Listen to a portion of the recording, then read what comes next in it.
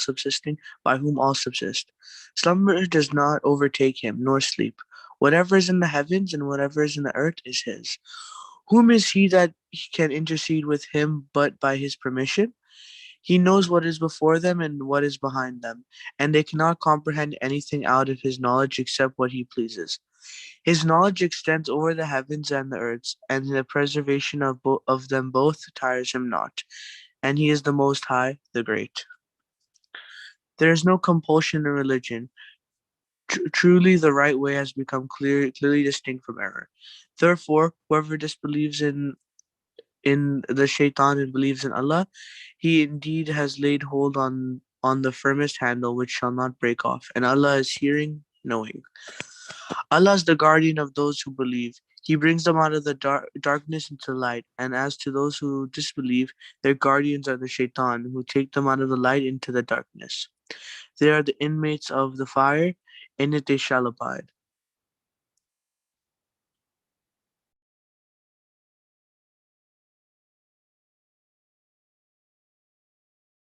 So, I would like to start off with just thanking everyone for their condolences and prayers.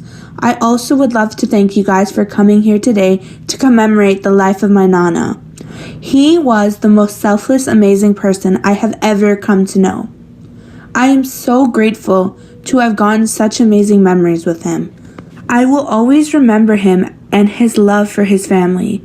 I am so lucky to have always had a home with him at the Palm, and to stay with him and to be showered with love every time I got the chance to visit. He was a man who loved his life, which is something I deeply admire, and he loved to celebrate his life with all of us, especially on his birthday, which was a holiday for everyone. Even though he was taken from us way too early, he is a light that will never stop shining in our lives. And I am so happy that he is reunited in heaven with my Nani. They both have impacted and shaped who each of us have become and will always be with us in our hearts. Nana was an amazing father, grandfather, and a person to everyone he came across. He will be missed so much, but I'm happy that I just have another angel to watch over me.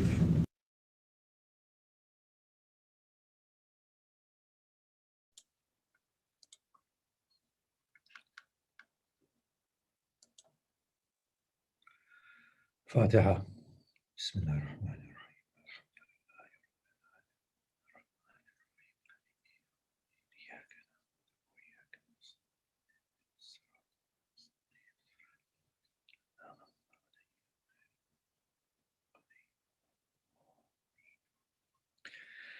أعوذ بالله من الشيطان الرجيم. بسم الله الرحمن الرحيم.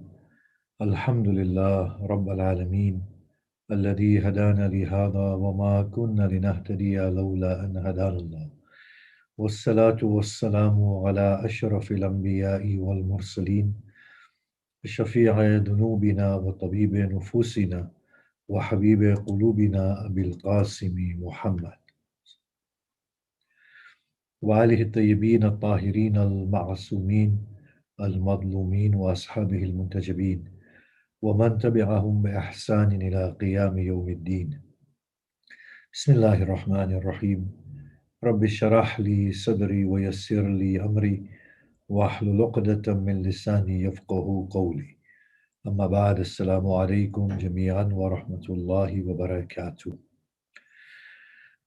I offer my condolences to families and family members and the friends, and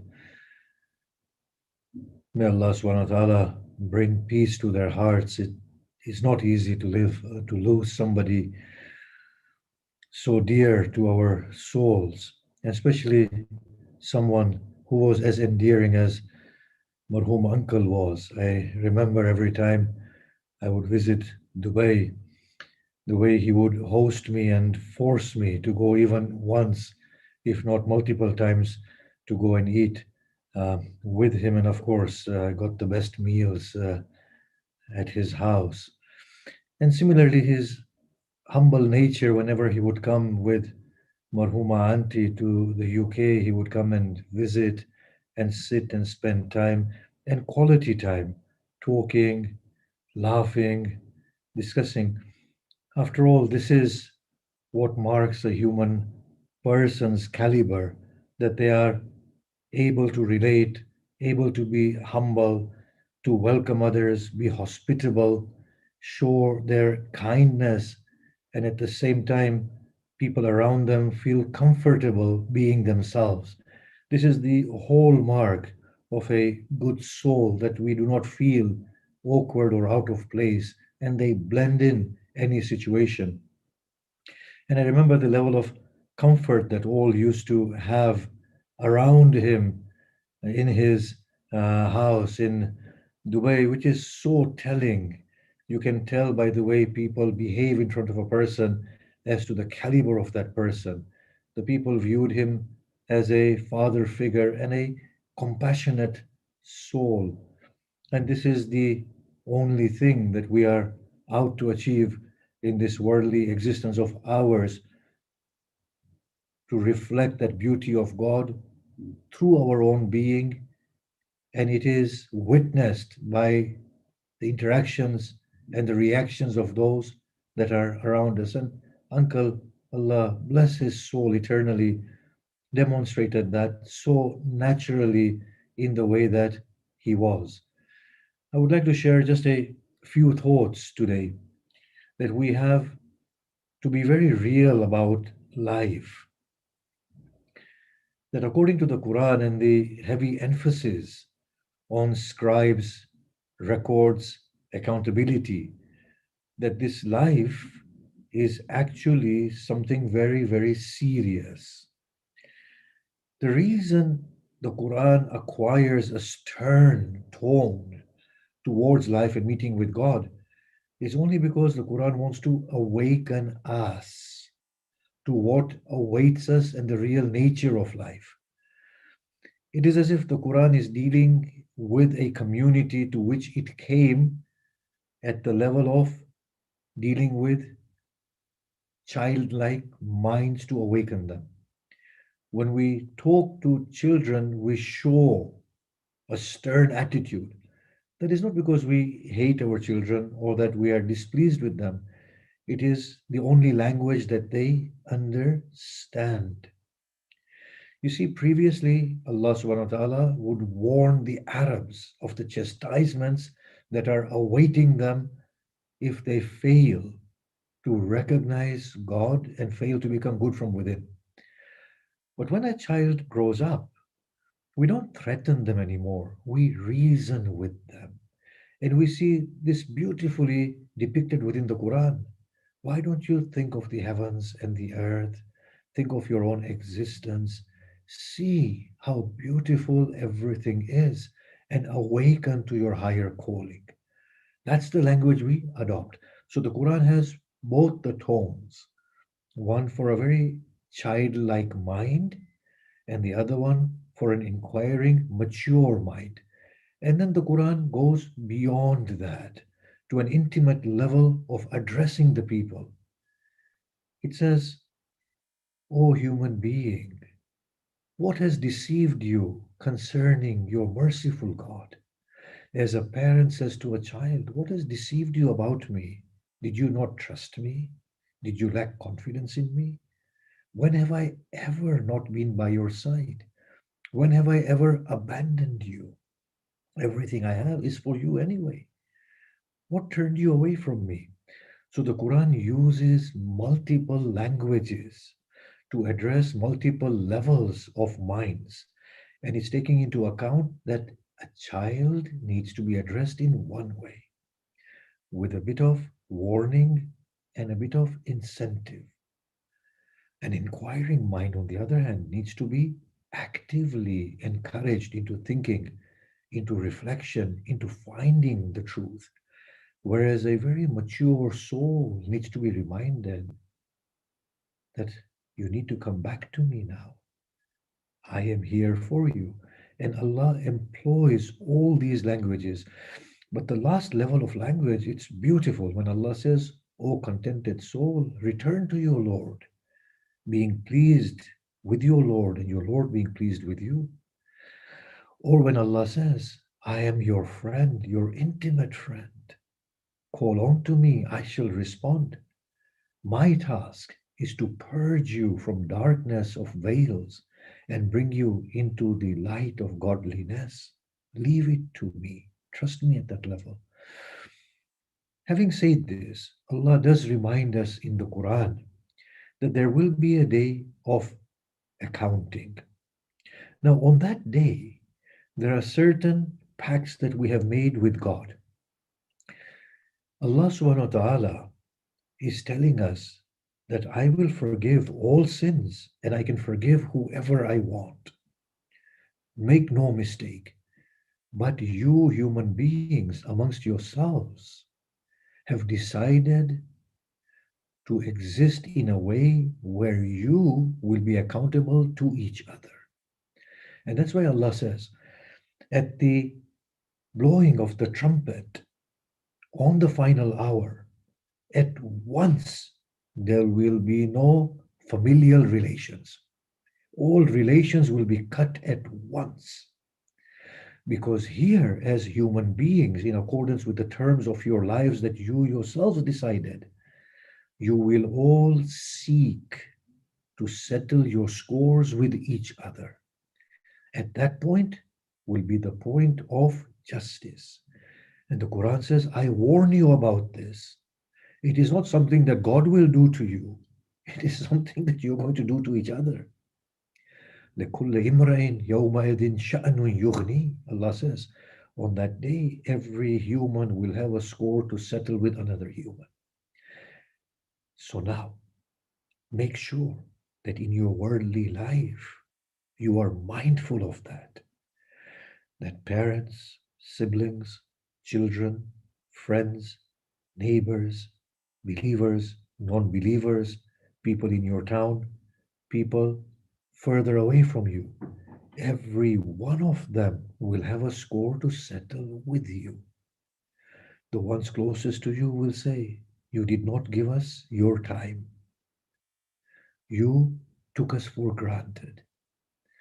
The neighbor will say, I was unwell. You did not ask after me. I was starving. You had the wealth of God in your hand. You did not feed me. The one further away will say, Allah placed you in a position where you could have spoken for the oppressed and the needy. You did not think of us. These are the questions that will be asked on the day of Qiyamah. Allah's role will be a very, very positive role. In Kitab al-Mu'min, Ali ibn Abi Talib salamullah alayhi explains that on the day of Qiyamah, the lovers of God will open their books. They will see no blemish therein, the blemish of disobedience of God and not giving their own souls the right of the soul. When they will see no blemish, in embarrassment, they will turn to the throne of God and they will say, God, but you know how sinful I have been. The reply will come from God, but my sense of pride that I take in you does not allow me to disclose your faults and sins to anybody else. But that is at the level of us and our beloved God. That is at the level of us and our own soul that we have wasted the opportunity of actualizing the godly gems. But what will not be forgiven is our relationships, interactions, transactions with the world of God. That will be something that will be very difficult.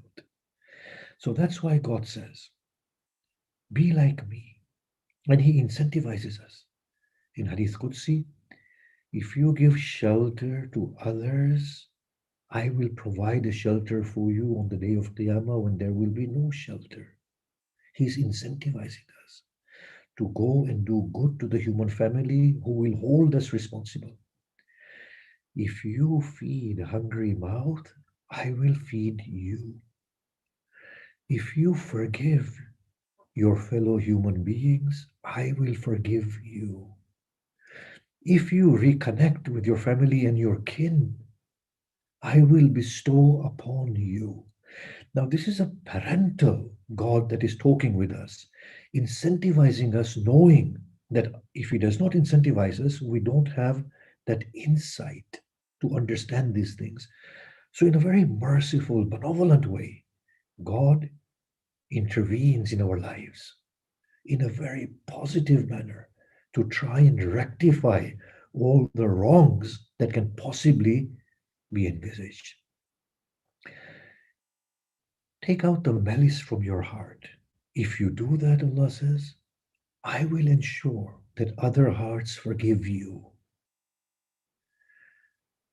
Ask after each other, talk with each other, see to the needs of each other. Now we come to a point where we say, Oh Allah, I will begin and try and rectify everything. What if I fail to do so? Here, he then intervenes again and overpowers.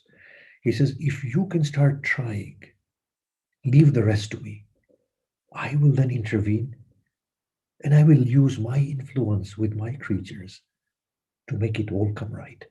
The first thing Hadith says is that as soon as there is change in your heart, I will change the hearts towards you.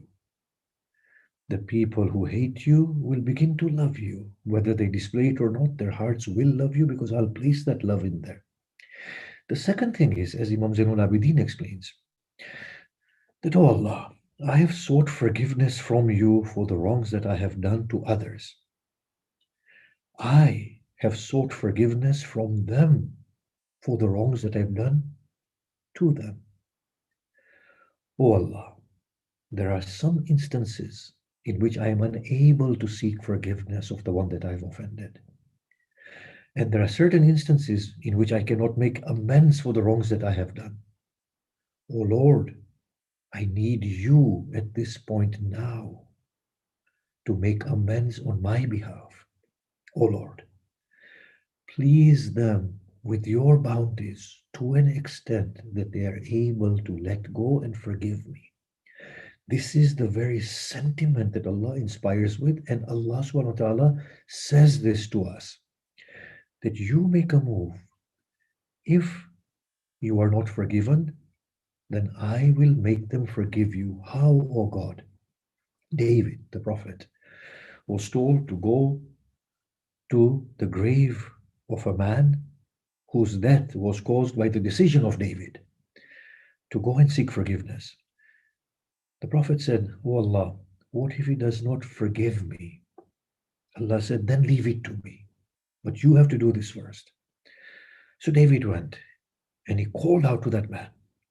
Of course, these are anecdotal sort of stories from which we have to learn a deep moral. So David went and he called out to that man. And that man awoke. He said, Why do you awaken me, O prophet of God? He said, Look, you don't know. But I took a decision which led to your death. Maybe that decision was not very sincere.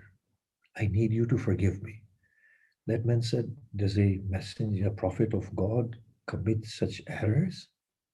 David cried out. He said, Yes, I have made this error. Forgive me.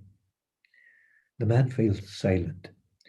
When the man fell silent, Allah gave him a glimpse of the loftiest paradise. The man asked God, Who is this reward for? God said, It is for you if you forgive David. He said, I forgive him.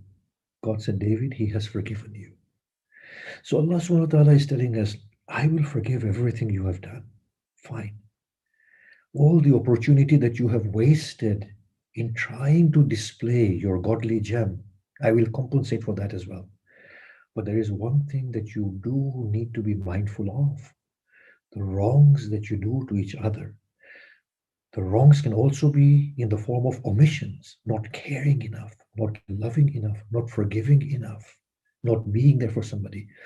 These are the things for which you will require settling the scores with each other. It's nothing to do with God. The scribes will be brought out, and everything to the detail will be stated in there. Be mindful of that. However, Allah says, it'll be difficult. Make a genuine attempt. Become sincere. And then leave the rest to me. Now, that is our God. That is the parental loving God. On that note, now I want to bring another point. That there are two levels of God with which we have to be acquainted, and we naturally are, but we maybe don't realize that. One is the formal God that religion talks about. He is Allah, the Master, the glorious one, the majestic one, the one whose majesty is beyond comparison and comprehension, in whose awe do tremble the loftiest angels, and in whose awe the skies cry out and the thunder sings his praise. That is the majestic God. Humble yourselves before that God, for indeed he is worthy of such awe in your souls. That God, go and give him his right and acknowledge him as your God. For it befits a creature of his to stand in front of God and recognize his majesty. That is the God taught by religion, which is a formal God. The relationship with the formal God is to regulate the bodies and the minds, to put them on the right trajectory to evolve towards God. That's the sole purpose of it. So that as a community, as an individual, you are mindful of God. And in that mindfulness of God, you are very directed. You do not offend people. You do not hurt people. You do not waste time. You use the opportunity very beneficially and profitably. Aside from the formal God is the real intimate God that lives with us. هو معكم أينما كنتم. He is with you wherever you may be. This God that is intimately present with us is a God that requires no introduction. Is a God which does not ask us to go to him formally. He does not want eloquent words or praise. He just wants us as we are, the raw deal. We say, Allah, before you there is no pretense. I am not Ali. I cannot articulate myself eloquently like your Ali. I can't even speak properly. Allah will say, you are equal to me like any creature. Speak to me, for I hear what is said and what is not said. As Hussein says to Allah, Allah, you are the one who hears me before I speak. You are the one who knows me before even I reason about my own situation. Or the one who is not prevented by listening to one, by listening to the other, who listens to one and all. Or the one who has been present with me. How can anything be hidden from you? At that point, Hussein says to Allah, Allah, you do not need a cause from yourself, a justification to be merciful to me. How will you need my devotion to show mercy to me? You are helplessly merciful. That is the God that is inside us, that is with us, that is ever present. We need to open up to that God. We need to recognize that God, unashamedly be with him the way we are. Moses said to God, you ask me to remember you, but there are certain instances in which I feel embarrassed of my state in remembering you. Or there are certain my human states in which I feel embarrassed. God replied to him and said, Moses, remember me in every state, whether you find it worthy or despicable, for I have never left you. Hussein says, blind are the eyes who do not see you watching over them. O Lord, when were you at a distance that I needed to come close to you? It was I who have remained at a distance from you. You were always with me. We need to awaken to that very personal, private God of ours in our own unique capacity. This is who I am. This is what I am, my God. To learn to find that God that is deep with us and who has never ever left us. If we can find that God, then this is where the transformation begins. The real transformation. Because here we will say, oh Allah, I know that you are my God. And by the virtue of being God, you are kinder than the kindest mother, more caring than the most caring father, more loving than the most loving friend, more unjudgmental than the best of my intimate companions. O Lord, I know this. Now I wish to rely upon you and your discretion. When we arrive at that point, then the heart begins to be filled with generosity. Generosity of letting go of hurt, of letting go of ill feelings, of being forgiving, letting go of greed, letting go of appreciation of people, letting go of the hatred that people have towards us, and becoming sincere and beautiful from within, becoming a mirror for that intimate friend to shine through, where we become godly. If we can attain that, then in that case, death becomes a pleasurable activity, going to our God, the one with whom we live, and the one we recognize, and the one we yearn. I want to finish with the sentiment that even if we do not recognize God accurately, the meeting with God is a very pleasurable meeting. Although I've said this on many occasions, I will repeat this because I find it befitting such reminders. That I think the fourth Imam gives this analogy that the point of death for most of us is a little uncomfortable. Not because of the pain, but because of the thoughts that accompany the moment of death in our minds. We are bewildered and perplexed, confused. He said, here, what you need to understand is that you're going to God. You might feel inadequate about yourself, but He is God. Trust Him. He is like the parent. When the parent calls the child, even if the child doesn't know the parent knows the child. Trust Him.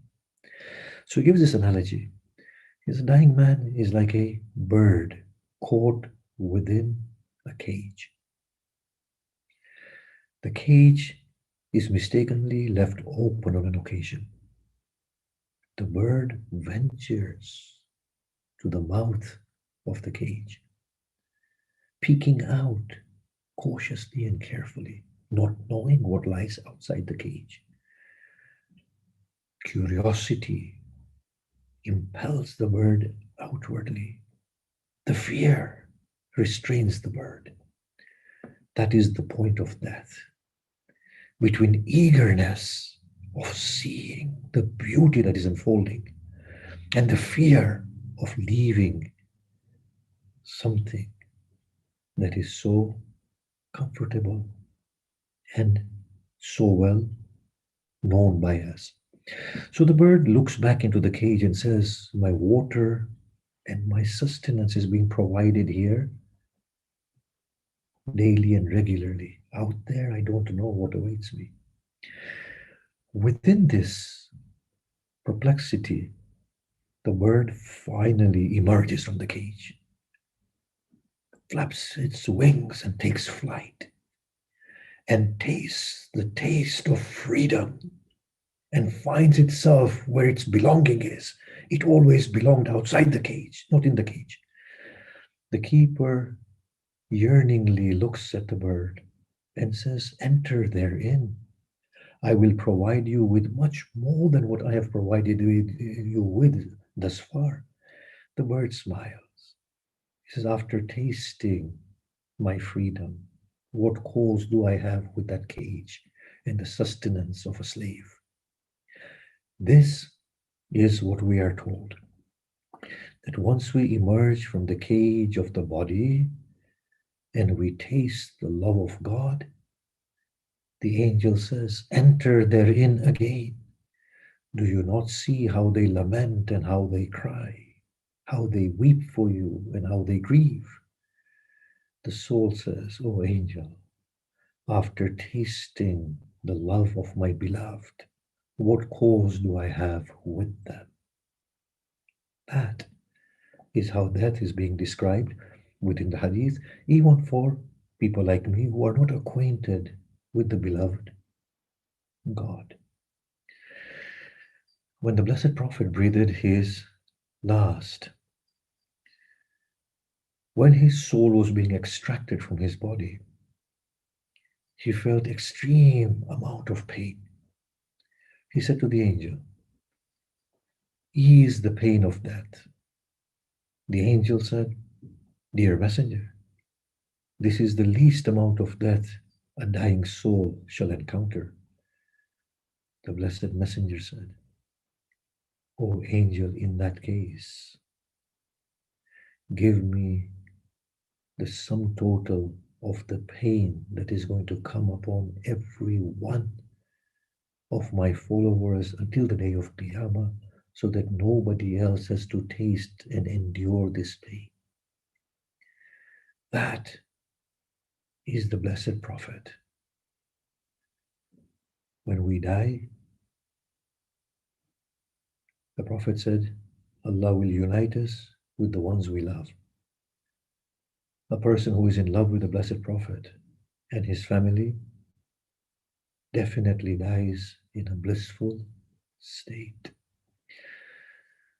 May Allah subhanahu wa ta'ala bless our dear uncle, grant him a lofty place in the proximity of the Blessed Prophet and his family, together with Auntie and all the family members that have gone. May Allah subhanahu wa ta'ala forgive all our marhumin. May Allah forgive us. May Allah allow us to do good in the name of dear uncle. For the Blessed Prophet has said that when you remember your deceased and do good work, then Allah will honor them through it. May Allah allow us to do good works in His name. May Allah allow us to be kind to our human family and to do some good in this world of ours before we leave it. Rahmullah man qara al-Fatiha.